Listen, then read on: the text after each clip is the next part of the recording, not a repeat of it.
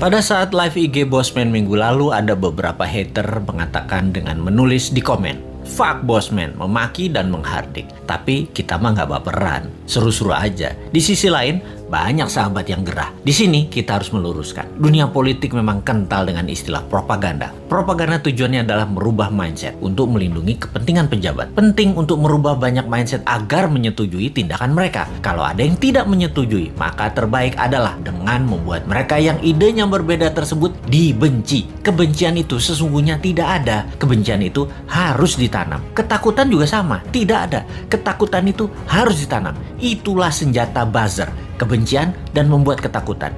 Itulah tugas pelaksana propaganda yang dalam hal ini adalah mereka-mereka yang menamakan dirinya buzzer rupiah, yaitu mereka yang dibayar oleh pejabat untuk menyerang musuh-musuh politiknya. Tugas utama buzzer sekali lagi adalah mendengungkan kejelekan orang yang mengkritik tanpa solusi, tanpa niat memperbaiki. Sementara kaum Newmind jelas niatnya memperbaiki bangsa yang utama. Gayanya nyeleneh, tujuannya untuk mendapat perhatian. Sekali lagi, nyeleneh, lucu, koplak, tajam kalimatnya, tujuannya satu, agar dapat perhatian. Tapi kalau mental pejabatnya tipis, ketakutan, insecure karena jabatannya takut hilang, telinga tipis, emosi tak bisa jaga dan tidak dewasa, kritik segar bersolusi dikirimkan para Newminder, bikin hidup pejabat gelisah dan sengsara. Makanya panik mereka, ditugaskanlah pasukan buzzer yang jumlahnya 20 ribuan untuk menjadi pelindungnya. Begitulah kalau pejabat terdiri dari orang-orang yang tidak beriman, berlindungnya pakai buzzer, bukan pada Allah. Menanamkan kebencian itu program mematikan lawan politik. Ada sih sebenarnya dalam buku putih propaganda yang banyak diajarkan di akademi-akademi militer. Newmind itu sering mengkritik, namun selalu memberikan solusi. Lalu kesannya anti pemerintahan secara keseluruhan. Padahal hanya anti pada 2 orang pejabat doang.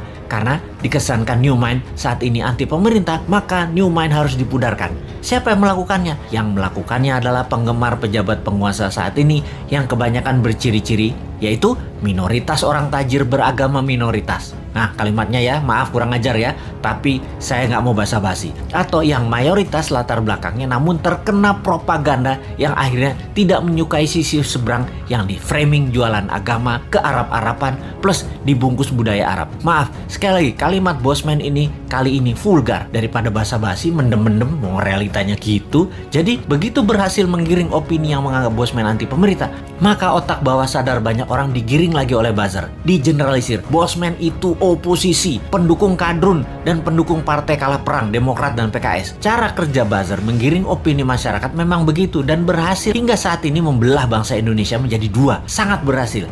Namun efeknya sekali lagi membuat bangsa ini terus aja banyak konflik. Kalau Bosman mengajak diskusi yang beda pemahaman bernegara, tidak membuat belah negara ini jadi 2. Old mind, new mind, tidak membelah rakyat di bawah tetapi menjelaskan adanya otot pengetahuan lain atau muscle knowledge yang itu akan menambah dewasa banyak pihak. Sehubungan dengan old mind versus new mind dalam konsep bernegara, Bosman mengatakan berkali-kali, new mind adalah siapa saja yang menganut MMT ekonominya, nasionalis patriotis, tidak tergantung asing bernegaranya, pro-life, mendukung sustainability lingkungan dan membuat Indonesia menjadi negara superpower di ulang tahun kemerdekaan Indonesia yang ke-100 yaitu tahun 2045. Mereka adalah para new minder. Fenomena ini, incumbent dan oposisi, keduanya pernah menjabat 20 tahun terakhir. Terbukti tidak membawa Indonesia menjadi negara superpower. Makanya new mind bertanya, 24 tahun ke depan masih mau sama mereka lagi pola pikir dan pola tindaknya? Atau mau main baru pakai bernegaranya ala new mind? Inilah demokrasi. Kalau kalah new mind legowo juga, nggak muring-muring ngacak-ngacak demo-demo, nggak baper, basi itu mah. Buktikan saja di dalam kehidupan keseharian new mind. Kalau ternyata kaum new mind lebih makmur, lebih sehat, lebih bahagia, ya monggo diadopsi secara nasional. Kita masih asik-asik aja. Jadi misi bersama jangka pendek kaum Newmind adalah